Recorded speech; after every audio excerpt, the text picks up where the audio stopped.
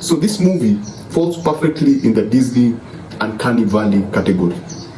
I'll explain that later. But so, first of all, let's just get this out of the way. Is it a good movie? Is it the kind of movie that I would recommend that you go see with your own hard-earned cash? If you've seen the first film, if you saw the first animated movie, because this is a remake, if you saw the first animated movie, this might be kind of a disappointment. You might feel that it's a raw deal because it feels familiar, it feels like the first film, but they've added 1 or 2, 3 new things. They've changed a few things, but at its core, it's still the same movie that we remember as the first one. This is much of a remake with, it's 70% remake, 30% something new. Is it something that will take your kids? Yes, take your kids to it. If they've never seen the first one, they will have a great time with this. If you've never seen the first one, you'll have a fantastic time with this particular movie. Now, as you bring your kids in, I need you to be a bit more careful. Remind them that this is not real, because everything looks kind of real. They've tried to make everything as realistic as possible. So it's important for you to remind your kids that this is not real because of some 1 or 2 jump scares every now and then, and some really scenes that go really dark. For as you as an adult and me as an adult watching that, it may be not nothing, it may be just something small, but for a kid it might be terrifying or might scare them in a way. They're just 1 or 2 small scenes. So it's important for you to remind them that this is actually a movie. Nothing is real. Because when it came to animation, you could actually, you don't have to be told that it's not real. You understand that it's not real because it's animated. But because this is more or less looks like a documentary, because everything is so realistic, some things may happen and a kid might be, in a way, terrified, a child. Who were the best part about this movie? Halle Bailey is pretty awesome. This is not, I know that in today's world, black is very marketable, and so the Hollywood will take any opportunity to push black characters into a role, whether it works or not. But this is a very good choice. 1, in terms of performance, 2, in terms of just how she's able to sing, and 3, she kind of looks the part. I don't know if it's the distance between the eyes. There's just something about her face that makes her fit that role. She, on a big screen, she looks incredible. I'm not talking about sexy or beautiful. She just looks like what you think a mermaid would look like. Let me just put it that way. And she is beautiful. Let me just put it out there. She's very beautiful and she can sing very, very well. Now, me giving her props is away from the singing and the acting and more in terms of her performance. And I'm not talking about the acting part. I'm talking about, you need to remember that some of the scenes, especially underwater, she's playing against nothing or a ball. Because because the world is fictional. There's nothing that exists. It's only her who is real, and she has to interact with all this, the nothingness, and sell it. And she does that very, very, very well. At no point do you go like, I don't believe she doesn't look like she's looking at something. She looks like she's looking at something else, or she looks like she's looking at a ball. At no point do you feel the disconnect between the fact that she's the only real thing and the other world is CGI.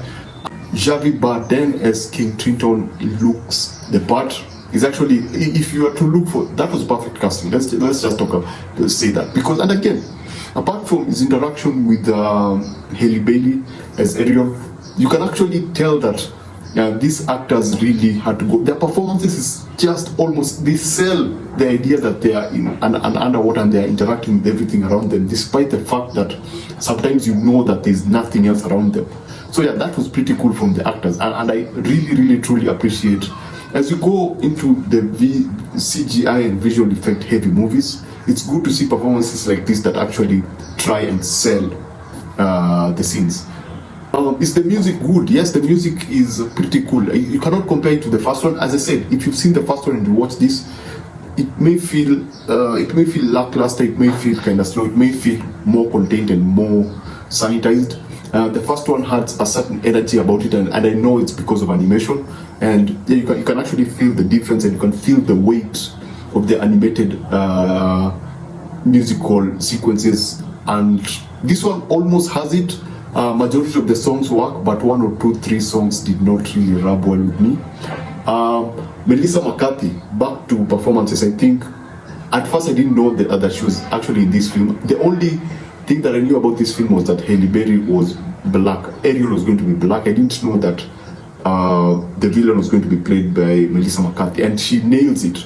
I absolutely loved it. And if you are to, I'm going to go into the animation live action thing, the comparison, but if you were to look in terms of remake and translation of animation to live action, Melissa McCarthy as Ursula was one of the best translations, because she's very animated and she moves and acts in a way that is slightly different from the first one, despite the fact it was animated, but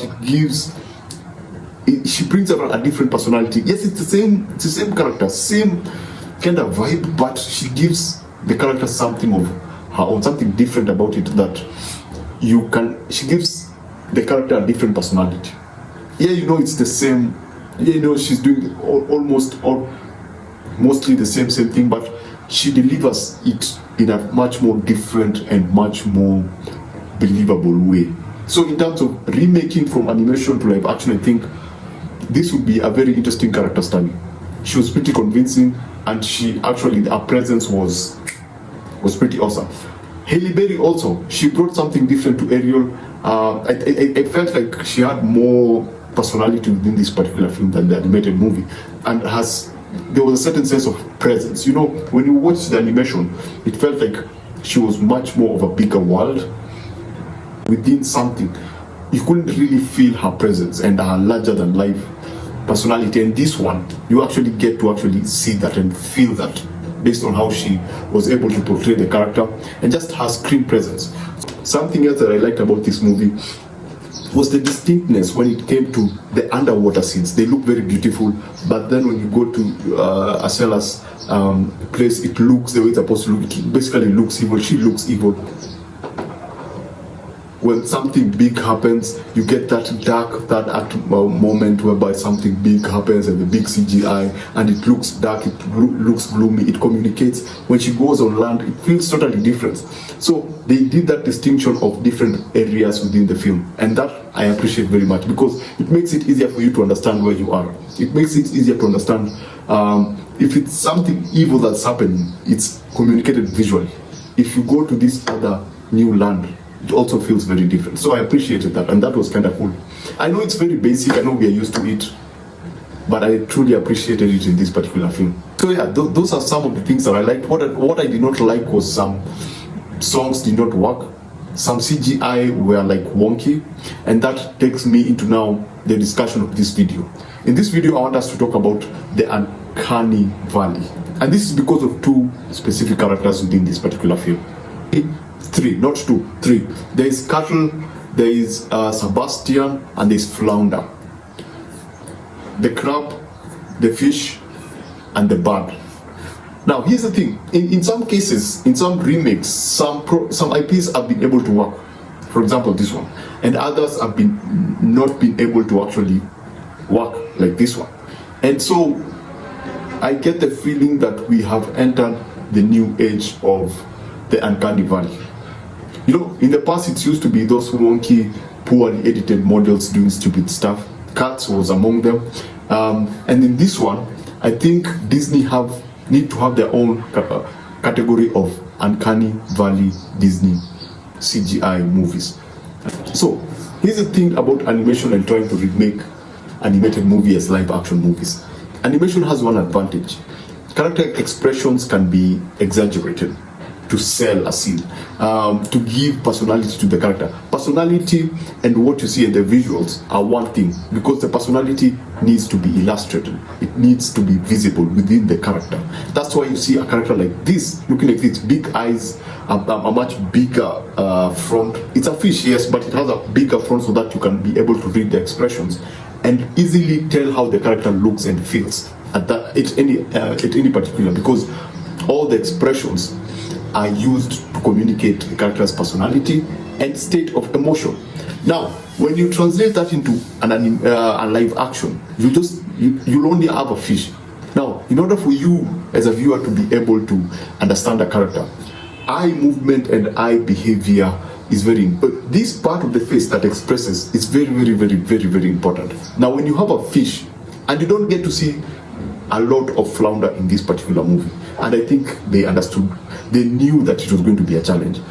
When you look at this, a fish if it's not animated, it has eyes on this side and on this side. If you look at the animated movie, all eyes were at the front, and this area was bigger because they needed that face, like surface, to actually show the emotions. This one has an eye over here and an eye over here, and a very small mouth, so it's jarring. You can't tell.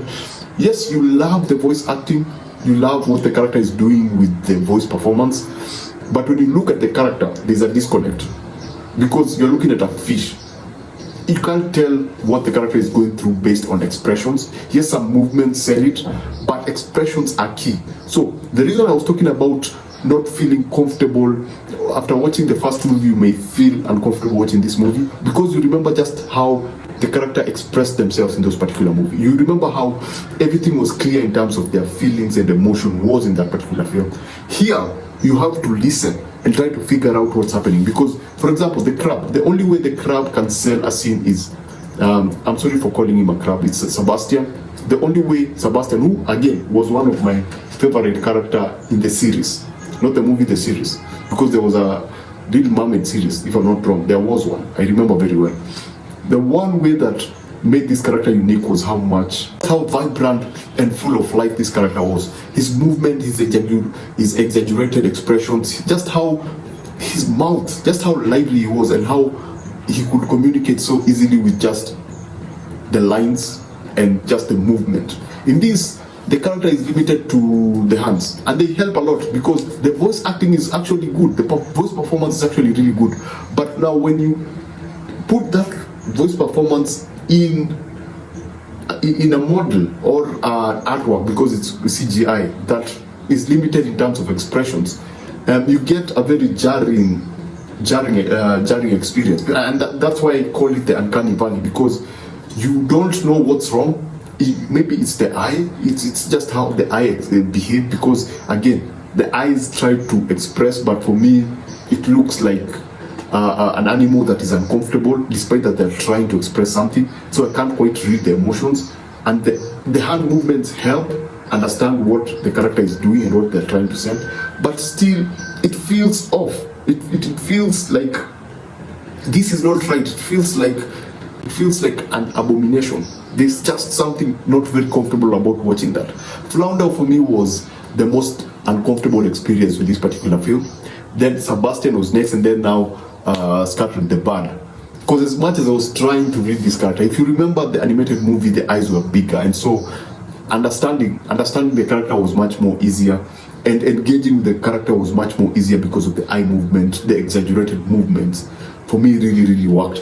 But in this, you have a bird, and I, as much as I tried to wrap my mind around what was happening, it was a pretty challenge. The other thing is the underwater, the Uncanny Valley again.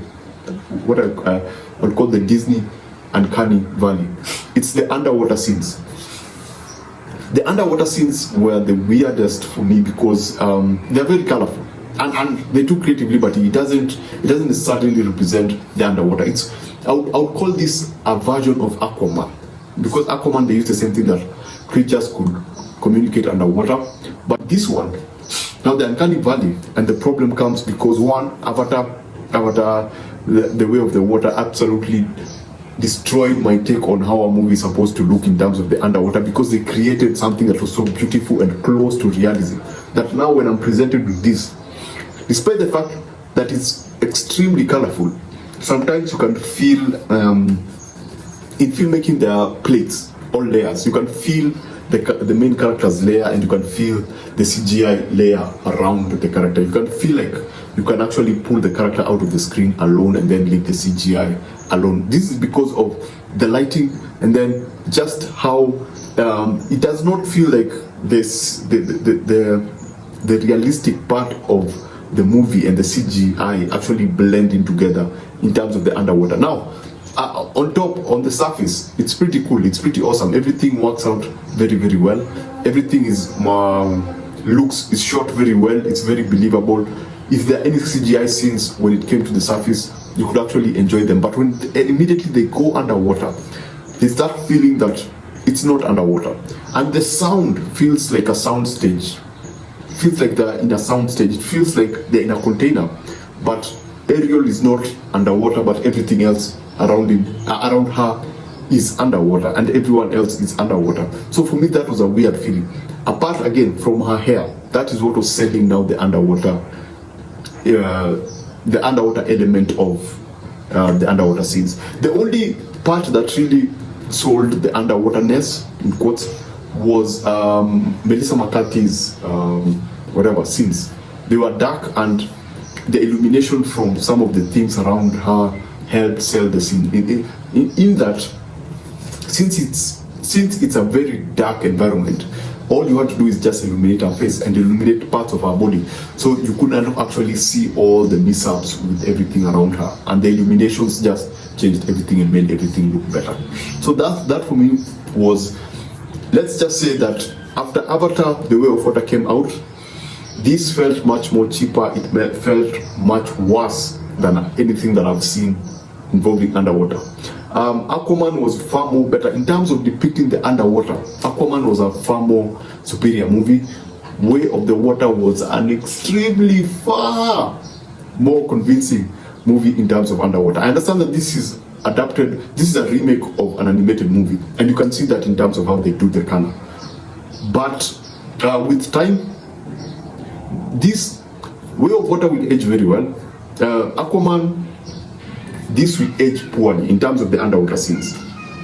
So basically that's it. That's what I thought about what I like now to call the uncanny valley of the Disney movies. It's them pushing for CGI animals and CGI properties, trying to remake, and instead of embracing the animation nature of animation nature of actually making an animated movie, they choose to go for realism in relation to an animated property. So you get that weird in the middle kind of production. So yeah, that's basically it. Thanks for watching, and yeah, let me know what you think about the CGI if you've seen the movie. The CGI specifically, the performances were okay. I can't complain about that. The cinematography was okay, but I would really want to know what people think about the CGI, especially underwater. Now, the other thing that I did not like about this particular film was it's not actually a problem, but it's an observation that I'm making about most modern Hollywood movies. Because this movie, like any other movie that's coming out today from Disney, has been updated for the modern audience. That's a phrase that if you watch a lot of YouTube, that's a phrase that you're familiar with. That is, they try to sanitize it so much that it doesn't feel like it has a soul. Now, that's okay, that's fine. For kids, it may work because that's not what, they're not looking for deeper themes. They're not looking for anything much more deeper than visual candy, and that works for them. Now, for me, there's a scene at the end that really got me now more annoyed than I was before as I watched the movie. Have you ever heard of the diversity assembly? The diversity assembly is when a movie is ending, you have that scene when all group of people from all over the world assemble so that the camera can pan across them and show you that they have diversity within the film. Diversity is not bad if it's done really well. Thanks for watching. Remember to watch what you enjoy and enjoy what you watch. So see you on the next one.